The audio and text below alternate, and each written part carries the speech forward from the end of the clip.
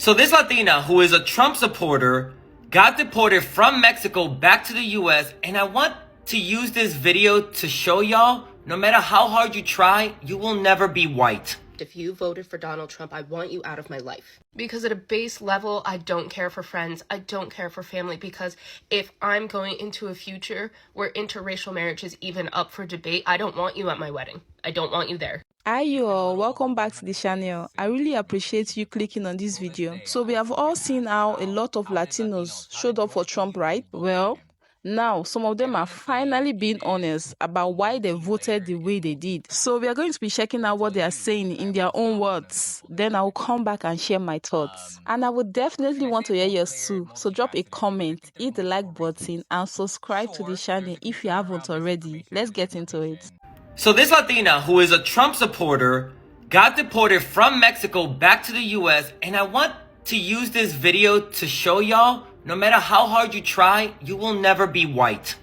And I say that because she made videos going, oh, look, people are making too big of a deal about Trump and the deportations. He's only going after criminals. If you want to be here, you should do it the right way. Then she goes to Mexico, gets stopped by authorities. While she's coming back from a concert, they check her papers and then they deport her. Now, they deported her because she overstayed her visa. I know some people are like, well, you should have done it the right way. Calm down.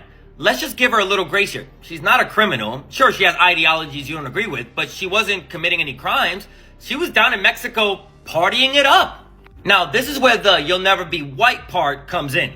There's over 1 million undocumented white people living in Mexico. They are taking advantage of the system. They're not paying taxes. They're down there just partying it up.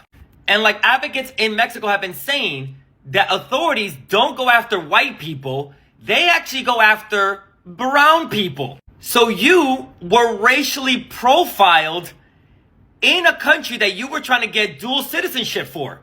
So if you were racially profiled in Mexico, what do you think is going to happen to you in the US when Trump comes into office? Because there are at least 500,000 white people undocumented in the US, and they're never bothered. Because I need you to remember that the immigration system was never set up to hurt white people. It was set up to hurt people of color globally. Our movements are constantly restricted, while white people are never bothered when they do the same thing we do. So as much as you say, oh, well, if you want to come to this country, you have to do it the right way. It is not about doing it the right way. It is always, the immigration system has always been about hurting black and brown people, no matter where we are in the world. So please keep thinking how you're safe now that you're in the US, back in your home country. They don't see you as a US citizen either. They want to take away your citizenship. They want to denaturalize people. So please, let's get rid of that colonized mind, because this immigration system was never made for us. No, because I want you to hear me when I say with my full fucking chest, if you voted for Donald Trump, I want you out of my life. Because at a base level, I don't care for friends. I don't care for family. Because if I'm going into a future where interracial marriage is even up for debate, I don't want you at my wedding. I don't want you there. If I travel out of state while on my period and my blood condition causes me to start hemorrhaging, and I happen to be in a state where women's health care is so strictly regulated that doctors feel like they can't interfere because any period-related bleeding could be a pregnancy and there's no interfering in that, and I bleed out and die because of the laws that are going to be left up to states' decisions, I don't want you at my funeral. If the Department of Education is defunded and my children can't go to school unless it's at a private institution that we cannot afford, and there's no way to get any assistance in affording this, I don't want you in my kids' lives. And that's just the beginning of it. So honestly, truly, if you voted for Trump, get out of my life. It's been a little over 100 days since this administration took office. Until this day, I still get asked, how? How did Latinos, how did your community vote for him? And honestly, it is multi-layered and multifaceted. Let me tell you that I am also not one of the people that voted for him.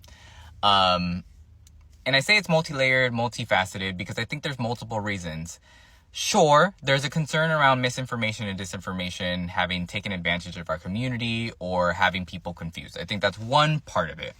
Another part of it is, frankly, racism, misogyny, the fact that many Latinos didn't want a Black and Asian woman to take office, the fact that many Latinos thought that because he is a man, that he would somehow save the economy or do a better job at the economy, when in fact she actually has a degree in economy and fully had laid out plans and told us that what would be happening as far as the tariffs are concerned. Kamala Harris did tell us what would happen, and here we are. But I also say that it's multifaceted, multi-layered, because there is machismo that exists and internalized oppression, internalized racism that exists within our community, the Latino community. There's also colorism that exists within our community. So many of us are raised and brought up to believe that darkness is a bad thing. That if you're more claro, if you're more lighter, that you will have it better, or that you are better. Like, many of us are socialized, whether or not even our families are aware of it, but are socialized to believe things like that, to want to be closer to whiteness, to be bought into proximity to whiteness. And a lot of people don't want to talk about that. They don't want to admit it. Whatever, that is their own thing. But I am naming the things that are prevalent in our freaking community. Anti-Blackness is a major thing that exists in our community. Okay? All of this stuff contributed. But I will also say the lack of empathy for immigrants. The fact that people feel like because they're second generation or third generation that they are better because they didn't have to immigrate here. This country was stolen from indigenous people, from white people that immigrated here. Again, something that people don't seem to want to talk about or acknowledge, but it is the reality. So for people to feel like, oh, well, you know, they're only going to take the criminal. No, you see what's happening right now. You see what's happening right now. And Latinos, so many Latinos that are now being like, oh my gosh, I didn't know it was going to happen. Oh, I regret my decision. Oh. Well, look at you now. Look at us now. Look at what's happening. Look at what's happening. If you want more of this type of content, follow for more. Comment if you understand. Comment if you understand. I've been joking around about Latinos for Trump over the past few days. It's been all fun and games, but a few of you have actually asked me to explain why Latinos would vote for Trump. And that's a really good question, and there's actually a lot of reasons, so it's time to get real about Latinos for Trump. Let's begin with the conversation of class. Wealthy people tend to lean more Republican because Republicans advocate for lower taxes for the rich. So wealthier Latinos lean more towards Donald Trump. The second reason would be internalized racism and internalized xenophobia, or otherwise known as the pick-me people. The people that say, my family came here the right way, it's not that hard, why can't people just follow the laws? We're not like them, we're different. Those are the people that want to be accepted by white Americans so bad that they will openly bash their community. There's a lot of those people, and those people also tend to lean towards Donald Trump. The third and the biggest reason why I believe there's a lot of Latinos that support Trump is because our community is incredibly conservative. The Catholic and Christian church have a lot of power within our community. Conservative views when it comes to women's health and the LGBTQIA tend to dominate our community. When you put all those things together, it's not that hard to understand why so many Latinos support Trump. And I find it so weird to see some of the same people who openly and loudly supported and voted for that man now sharing ICE sightings to warn immigrants, sad ICE raid videos, and immigration resources and information. Like, didn't you vote for this? Is this not what you wanted? Or are you now finally regretting that support and that vote because you realize that we weren't lying when we said that this man and his administration would be coming after not just criminals, but also moms, dads, grandmas, and grandpas, and more without criminal records? Like, you look dumb doing this now. It looks very, very performative, and it seems like you didn't do any research before November 5th, 2024. Cuban American woman from Miami here. Actually, I'm from Hialeah. That's real deep. If you know, you know.